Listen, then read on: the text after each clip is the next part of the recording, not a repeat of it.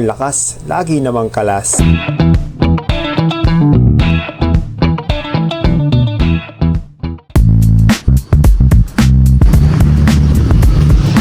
Good morning guys, mabilis ang video lang tayo dahil kailangan natin makauwi ng maaga.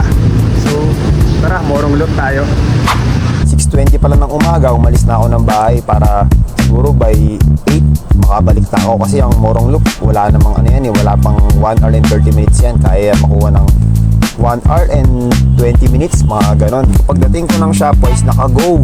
So pala kong bumakbak, kaso nga lang pasayang kalsada, umulan pala kaninang umaga. And ayan pa naman yung pinaka-ayoko, yung madulas kasi syempre delikado. Kaya ang takbo ko dito mga master, ayun, less than 40 lang kasi medyo madulas nga yung kalsada. Tapos parang ang dami ng sasakyan kasi late na tayo nakaalis ng bahay. Pagdating ko naman dito sa Inare, sinayaan ko na lang mag-free wheel yung bike ko. Kaya ayan, takbo ko 30 or 28, 29 kasi medyo downhill naman to, pero hindi pa naman ganun katarik. And pagdating dito sa may part na medyo matarik, alaalin ako sa takbo, kaya takbo ko 40 lang, 45, 49 hanggang 50 kph lang kasi ramdam ko yung dulas ng kalsada eh, lalo na yung mga paint. Yan ang iniiwasan ko talaga pagka basa ang kalsada kasi napakadulas niya mga yan. And ito ang pinaka-ayoko pag basa ang kalsada, yung kurbada. Kurbada na, downhill pa, basa pa yung kalsada. Kaya takbo ko dyan, less than 40 lang. Ayan, nag-33 nga, 32, 31. So, alalay lang tayo, ingat tayo, lalo na gantong kadulas yung kalsada. So, yun mga master, fast forward ko na. Ang dami ko na namang daldal. Baka skip nyo pa yung video ko, de joke lang. So, yun, basta mag-ingat tayo, lalo na ganito yung panahon. And pagdating ko dito sa Tikling, parang tinabad na naman ako magmorong loop. Kaya umikot ako ng rotonda and napag-isip-isip ko na mag-mulong na lang, ikot na lang ako ng junction. So Marcos na lang ako kasi tinabad ako, ang dulas ng kalsada, basa. Tapos ang dumi pa ng likod ko. Dumi na likod ko kasi ang daming tinamsik ng putik o tubig sa likod kasi wala naman tapalodo yung bike ko. And ayun, fast forward ko na ulit guys kasi boring itong part na to, bagal pa ng takbuhan. And pagdating dito sa junction, pagliko ko, kala ko tuyo yung kalsada, basa pala dito. Gusto ko pa naman bumakbak at patakbo ng 40 to 50 kph kasi minsan na nga lang ako makapag-ride sa labas, kaya gusto ko yung medyo matulin. And ayun, pagdating ko dito sa may gas station, nakita ko na medyo maluwag yung kalsada. Although basa pa rin talaga, pero at least medyo maluwag, makapagpatakbo ako ng 40 kph. Hanggang dulo na ng ano yan, ng Karangalan bago mag Marcos Highway, hindi ko na binaba ng 40. And eto na guys, Marcos Highway na tayo. And pagdating ko dito, nakita ko medyo tuyo yung kalsada, tapos hindi pa ganun karami yung sasakyan. Kaya ito medyo parang kinakamote na naman ako at parang gusto ko magpatakbo ng 60 kph. Gusto kong sagarin yung kita ko kung hanggang saan ko ba kaya ipatakbo ng 60 yung bisikleta ko. Eto, panoorin nyo to guys.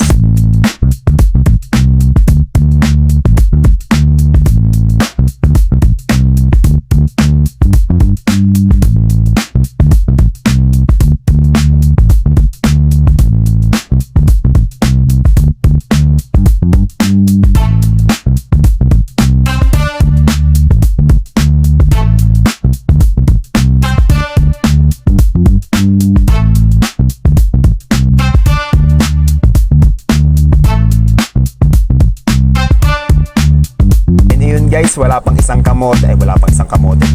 isang minuto, bumilid agad si Hermano, sumabog agad yung baga, nanakit agad yung hita, kaya ayun, ubo ng ubo. Siyempre dahil medyo may pagkamayabang tayo, ay pinilit ko pa rin mag-maintain ng 40 kph. Akala mo napakalakas, lagi namang kalas sa karera.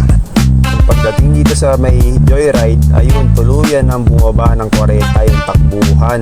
Hindi man lang umabot sa McDo kasi puro kayabang. So ayun mga master, after feeling best, after ko makalakpas ng McDo, pinagulong ko na lang ng below 30 kph. Medyo nagpahinga na ako dito kasi aahon tayo ng Masinag, aahon na tayo ng Antipolo. Pagkalagpas ng Masinag, medyo nakaramdam ako ng konting uhaw. And pagdating ko dito sa Meralco, dapat bubunot ako ng ibigan ko, kaso nga lang wala pala tayong dalang tubig. Kaya ito, nagpasya muna akong huminto at bumili ng tubig. And after ko makabili ng tubig sa Pandi Manila, diretso padjak na ulit tayo. And buti na lang talaga hindi tayo nagmorong loop kasi wala pala tayong dalang tubigan. And guys, fast forward ko na ulit yung video kasi medyo mabagal ang takbuhan natin dito kasi wala tayong dalang tubig and ayoko mag-ubos dahil ahon pa tayo ng Antipolo. Dito sa Centro Mall medyo gumaan yung sipa natin kasi medyo pababa to, tapos ahon na naman tayo hanggang Bola.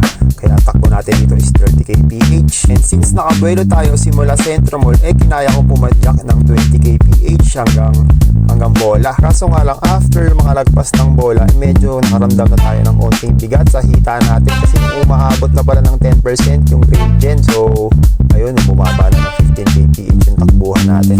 Syempre, since bumagal tayo, fast forward na ulit yung video. And ayun, dito guys, medyo bumaba ng 5% yung gradient or below 5%, kaya medyo nakapagpatakbo din tayo ng 20 kph kasi medyo magaan siya, sipaan. Hanggang St. Benil na yan, hanggang lagpas Fatima, medyo hindi na siya ganun kabigat. And since nakapagpahinga na rin tayo at hindi na ganun katarik yung part na to, nagawa na natin mag-maintain ng 20 kph hanggang Baguio Point.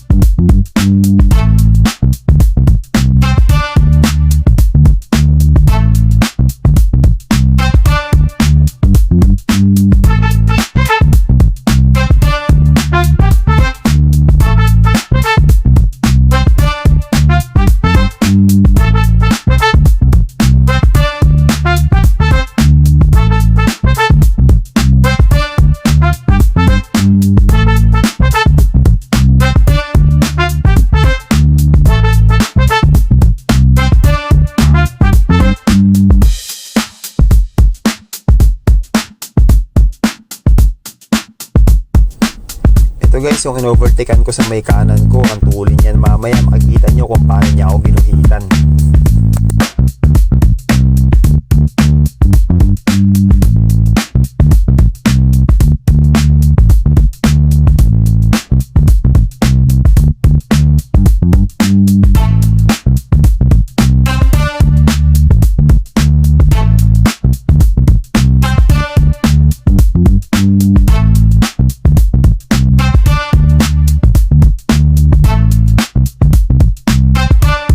Sa part na to, medyo nakaramdam na ako ng pagod, pero nakita ko overtake na sila, kaya pinilit ko pa rin humabol kahit ang sakit na ng hita ko, ang taas pa ng puso ko. And banda rito sa may part ng palusong, inabutan ko ulit sila. After ng lusong, ayan na si Kuya, sinagad-sagad niya na yung padjak niya hanggang sa hindi ko na siya inabot at tuloy na siyang nakalayo. Grabe ang tulin mo, shoutout sa'yo Kuya, napakalakas mo. Kaya ayun, pagdating dito, wala na akong langas, bumaba na ng 30 kph hanggang 20 kph yung takbuhan ko. And after ko makapagpahinga, pinilit ko pa rin pumadjak hanggang Miguel's. Kaso wala talaga, hindi ko talaga siya inabutan, tuloy na siyang nakalayo. And syempre, fast forward na naman dahil nagpahinga na ako sa part na yan at hinayaan ko na lang mag free wheel yung bike ko hanggang tak-tak. At kung nagustuhan nyo guys yung walang kwenta kong video, baka naman po pwedeng magpa-subscribe sa inyo. At kung nasayang din yung oras nyo kakapanood ng vlog ko, baka naman po pwede rin pakishare yung video ko para masayang din yung oras nila.